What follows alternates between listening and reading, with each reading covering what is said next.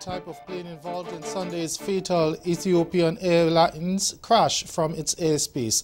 And in sport, the Cayman Islands Football Association to get FIFA funding again soon. I'm Ricardo Roberts and this is Caribbean in 10 for Thursday, March 14, 2019. I'll be back with the details after the break.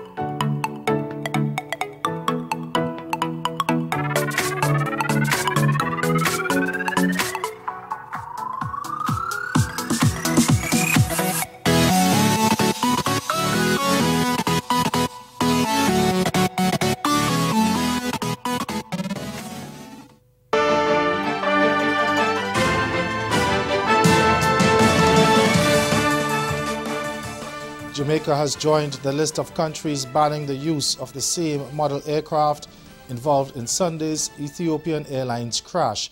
The Jamaica Civil Aviation Authority has placed a temporary restriction on the Boeing 727-8 and the 737-9 MAX aircraft from entering its airspace.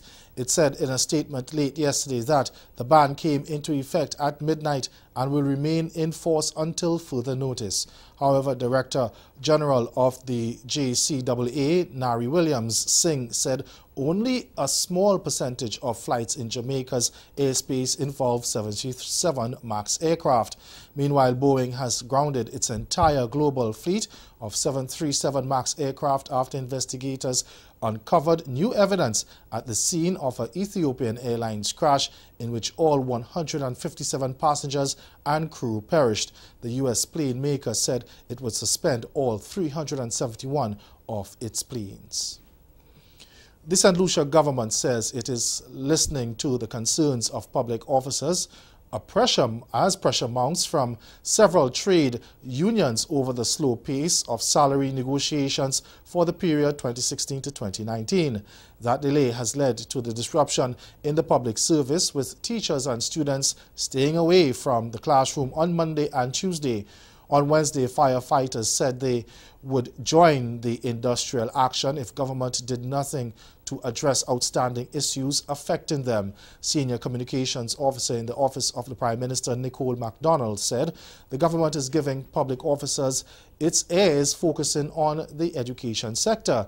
She said last year the government allocated over 10 million EC dollars towards the rehabilitation of schools across the island.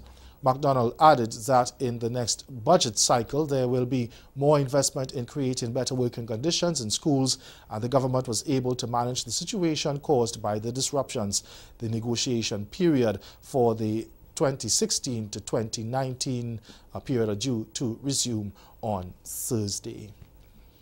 Grenada's Prime Minister Dr. Keith Mitchell says government will amend the legislation that establishes the National Insurance Scheme to ensure that it does not become bankrupt. But the amendment will only happen after there is wide public consultation on the issue. The board is expected to begin a series of consultations on the parametric changes that will enhance the sustainability of the NIS in keeping with the recommendations with the 11th actuarial view before the NIS can legally implement any change to its operational systems. Government must make the necessary changes by amending the relevant sections in the NIS legislation. The 2009 actuarial review forecast expenditure would exceed contributions by 2017 and that expenditures would exceed total income by 2029. The review also said that operational deficit would continue to increase after 2029 and the reserve would be completely depleted by 2042. CARICOM Secretary General Ambassador Erwin LaRocque says climate change remains an existential threat to the development of the Caribbean. Addressing an international conference on building resilience to natural disasters, he said that between 2000 and 2017, CARICOM member states suffered at least 7 major disasters in which damage ranged from 33 to 226% of the affected country's GDP.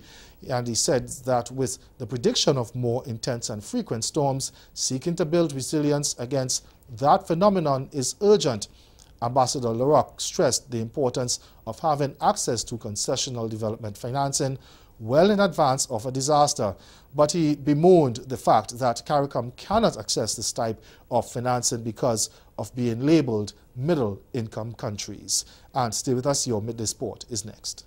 University of Guyana on the question of the diaspora and the role. I presented a paper that has just been published by the University of Guyana. And I want to read just a sentence of the contribution that Guyanese abroad have been making. Remittances represent more than foreign direct investment and nearly as much as current official development assistance from all donor parties. So that sauce being some attention being paid to the sauce on the side of Team Barbados. Looks like she's very happy with it. So Bajan pepper sauce are being told. One Caribbean. Chef Barry is passing by me. I should get an idea of what he's thinking about what he's seeing here. Interesting concept. Peter, just like you and his watch sometimes, Peter, because some of the concepts they come up with, we don't think about.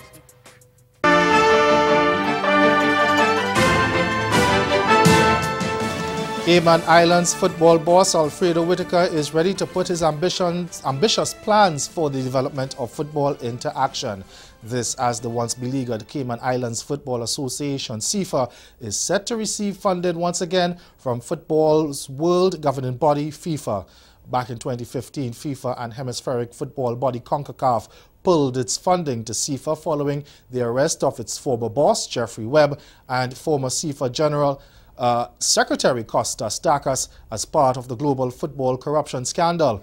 However, the current CIFA boss says the organization has crossed its final hurdle and the door is now open to receive funding.